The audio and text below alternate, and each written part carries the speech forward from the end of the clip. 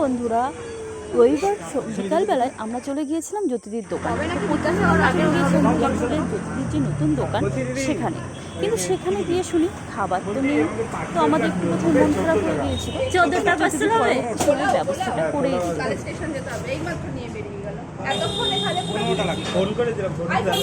তুমি তাহলে ফোন করে দাও।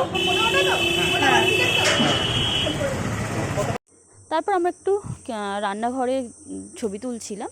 তো এখানে রান্না হচ্ছিল চিলি চিকেন। আমরা যখন গিয়েছিলাম শুধু পোলাওটাই অ্যাভেলেবেল ছিল। বসে খেতে পারবো কবে থেকে?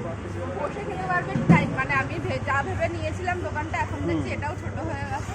মানে রান্নার সরঞ্জাম তো এত কিছু বোঝাতে হয়, এবার দেখছি কি ওই বসে ঘর নেই, এটাও কাজে লাগবে।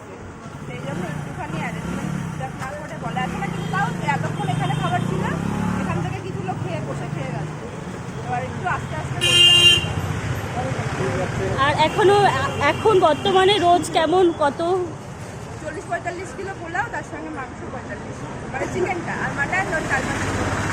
আর আবার হান্ডি মাটন আমরা কবে থেকে? হান্ডি আজকে শুরু করেছিলাম, সবে এক হাঁড়ি ওখান থেকে এখানে এনে রেখেছি, 10 মিনিটের মধ্যে ভেঙে গেছে, শেষ হয়ে গেছে। চালু করেছি আবার হান্ডিটা, আস্তে আস্তে 2-1 হাঁড়ি করে রোজ হবে। Thank you. তো জ্যোতিদির সাথে কথা বলে তারপর আমরা চলে গেলাম স্টেশনের দোকানটায়, যেখানে জ্যোতিদির ছেলে আমাদের জন্য প্যাকিং করছিল। তো বলে রাখি, আমাদের মতন যারা এরকম 14-15 প্যাকেট বা তার থেকে বেশি নেবে, তো জ্যোতিদিকে আগের থেকে ফোন করে নিলে জ্যোতিদির সেটা সুবিধা হবে।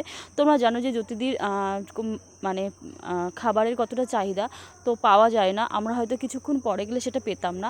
তাই জন্য সবাইকে বলবো যে যারা যাবে জ্যোতিদির দোকানে, যদি বেশি খাবার নিতে চাও তো ফোন করে যাবে, নাহলে কিন্তু সেটা অ্যাভেলেবেল থাকবে না। আর সব সময় কিন্তু ফ্রাইড রাইস বা পোলাও সবসময় একই টাইমে কিন্তু দুটো অনেক সময় অ্যাভেলেবেল থাকে না, কারণ খাবারের চাহিদার জন্য।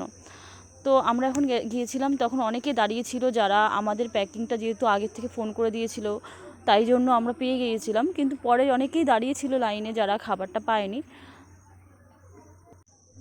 যাই হোক, আমাদের খাবারটা আমরা পেয়ে গিয়েছিলাম বলে খুবই আমাদের ভালো লেগেছে। এই ট্রিটটা দিয়েছিল আমাদের এক ব্যাচের এক বান্ধবী, ওর বিয়ে হয়ে গেছে, তো এটা তার বিয়ের ট্রিট ছিল। তো খাবারের টেস্টের কথায় আসা যাক। খাবারের টেস্ট কিন্তু ভালোই ছিল। খাবারের টেস্ট মানে 55 টাকা অনুযায়ী যথেষ্ট ভালো ছিল, এটুকুই বলবো। আর জ্যোতিদির ব্যবহারও খুব ভালো, আমাদের সঙ্গে খুব ভালোভাবে কথা বললেন। যারা যারা ভিডিওটা দেখছো তাদের মধ্যে কে কে জ্যোতিদির দোকানের খাবার খেয়েছো কমেন্টে জানিও।